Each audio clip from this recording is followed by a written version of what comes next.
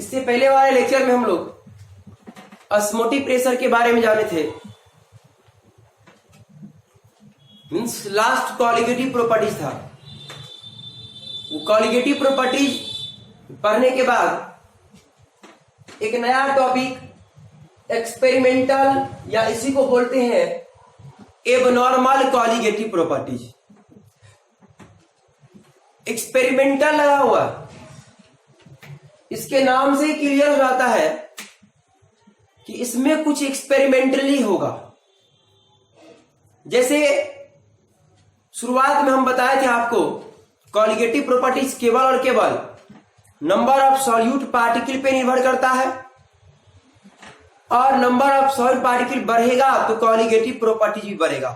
जैसा कि हम लोग 4 कॉलिगेटिव प्रॉपर्टीज में प्रूव करके भी देखे हुए थे। जैसे NaCl सॉल्ट, कॉमन सॉल्ट है, इसको अगर वाटर में हम डालते हैं NaCl को, तो हम आपको पता है कि NaCl जो है Na प्लस और Cl माइनस आयन में डिसोसिएट कर जाएगा। ये तो NaCl बाहर में है, पानी में डालने से पहले NaCl ये अभी 1 मोल है।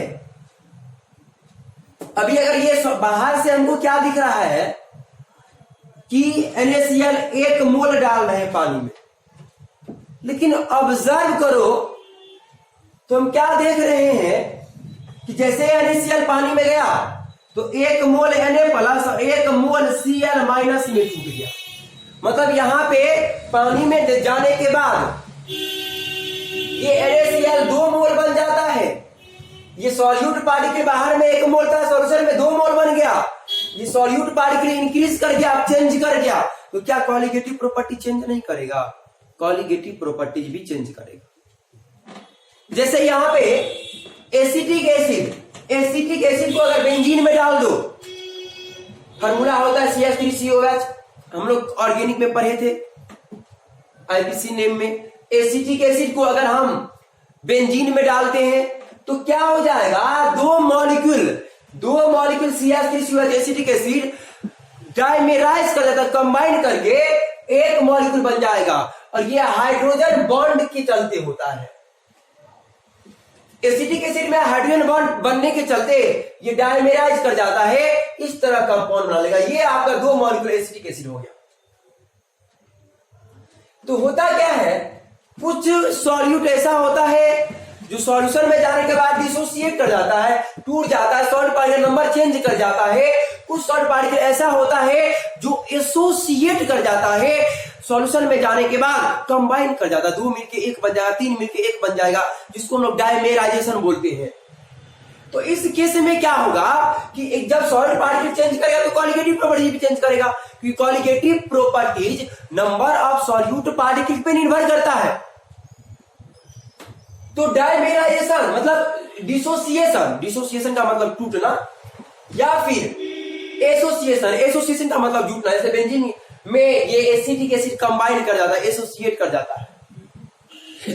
तो डिसोसिएशन और एसोसिएशन के केस में जो कॉलिगेटिव प्रॉपर्टी हम कैलकुलेट करते हैं, जो हमें बाहर से दिखता है, जिसको हम लोग नॉर्मल बोलेंगे, वो नॉर्मल कॉलिगेटिव प्रॉपर्टी ऑब्जर्व जो हमें दिख रहा है बाद में सॉल्ट पार्टिकल चेंज किया, उससे अलग होता है।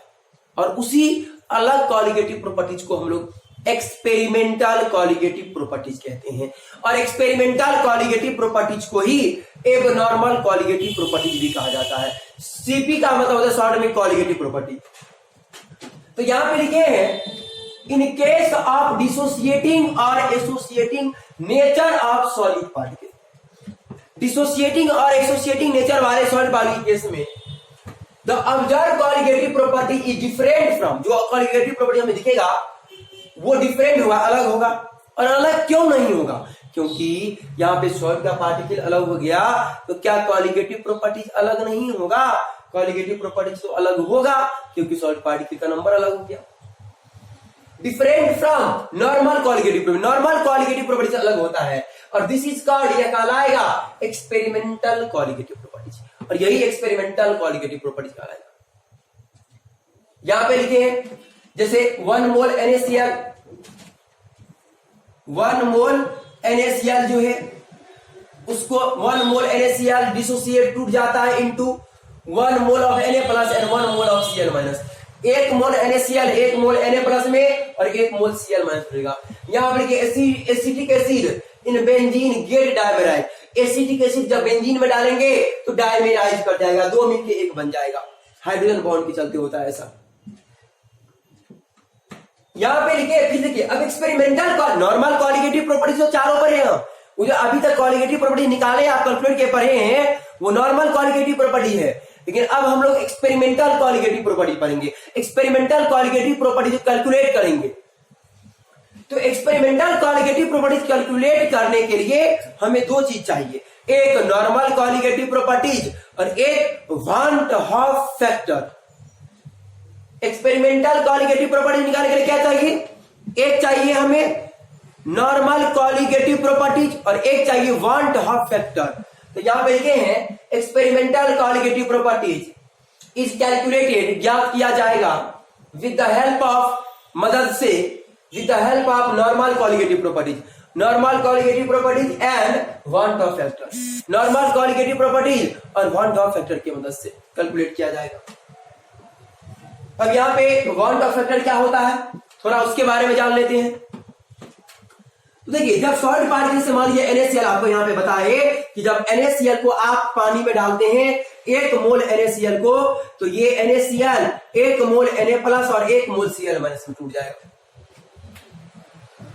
तो डिसोसिएट करने के बाद तो ये 2 मोल हो गया, अब डिसोसिएट करने से पहले ये 1 मोल है। जैसे बेंजीन डाइमेराइज कर गया, 2 बन गया 1 से, तो बनने से पहले बेंजीन ये एसिटिक एसिड 2 था और जब डाइमेराइज करता है तो 1 बन जाता है। तो डिसोसिएशन या फिर एसोसिएशन के बाद जितना मोल है सॉल्यूट का वो और इनिशियल सॉल्यूट का मोल का जो रेशियो है, गौर से सुनना, सॉलिड पार्टिकल डिसोसिएशन या एसोसिएशन के बाद जो सॉलिड का मोल है और उसके एसोसिएशन से पहले जो मोल है उसका जो रेशियो होता है, अनुपात होता है, हम उसी को वान का फैक्टर बोलते हैं।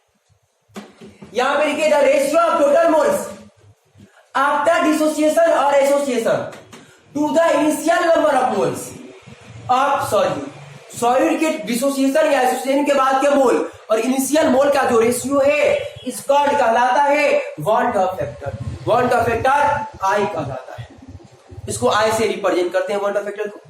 मतलब हम यहां पे ये लिख सकते हैं वान का फैक्टर आई बराबर moles of solute after dissociation और एसोसिएशन बटे में इनिशियल, इनिशियल का मतलब शुरुआत का, टूटने या जुटने से पहले का जो सॉल्यूट का मोल होगा उसी को इनिशियल मोल बोलेंगे। तो moles of solute after dissociation और एसोसिएशन और बटे में इनिशियल मोल्स ऑफ सॉल्यूट, ये वान का फैक्टर आई हो गया।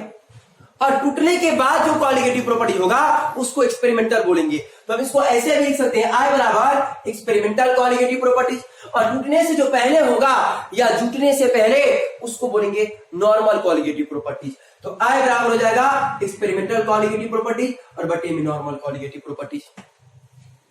तो यहां पे नॉर्मल क्वालिटेटिव प्रॉपर्टीज बराबर क्या हो जाएगा, क्रॉस मल्टीप्लिकेशन करते हैं तो हम पाते हैं यहां पे experimental qualitative properties equal to normal qualitative properties into I, कोना कोनी गुना कर दिए।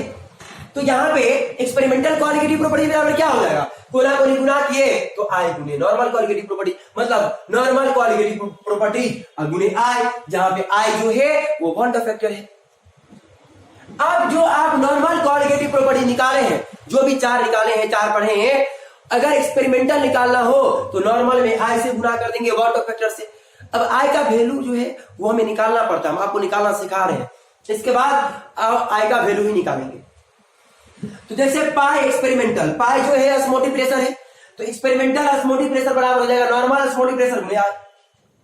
जैसे P note minus P S बटे पी नोट, ये relative lowering in vapour pressure है। एक्सपेरिमेंटल तो बराबर हो जाएगा P note minus P S बटे पी नोट नॉर्मल बराबर गुणे आई। जैसे delta TB elevation in boiling point, experimental निकालना है तो elevation in boiling point normal गुने आई, आई जो है वान का फैक्टर है। जैसे हमें experimental depression in freezing point delta TF निकालना है, तो नॉर्मल डेल्टा टीएफ में आई से गुणा कर देंगे। मतलब जब नॉर्मल कॉलिगेटिव प्रॉपर्टी में आई से गुणा करेंगे तो एक्सपेरिमेंटल कॉलिगेटिव प्रॉपर्टी निकलेगा। एक्सपेरिमेंटल कॉलिगेटिव प्रॉपर्टी निकालने के लिए हमें दो चीज चाहिए, एक नॉर्मल कॉलिगेटिव प्रॉपर्टी चाहिए और एक वांट ऑफ फैक्टर चाहिए। जब आप नॉर्मल कॉलिगेटिव प्रॉपर्टी में आई से मल्टीप्लाई करेंगे, वांट ऑफ फैक्टर से मल्टीप्लाई करेंगे तो एक्सपेरिमेंटल कॉलिगेटिव प्रॉपर्टी निकलेगा। और आई तो निकालना आता नहीं है, लेकिन नॉर्मल कॉलिगेटिव प्रॉपर्टी निकालना हमें बढ़िया से आता है, तो हम आई का वैल्यू सिखा देंगे आपको, तो फिर एक्सपेरिमेंटल कॉलिगेटिव प्रॉपर्टी भी निकल जाएगा। तो इसमें इतना ही तरह रखते हैं, इसके आगे हम नेक्स्ट वीडियो में बात करेंगे।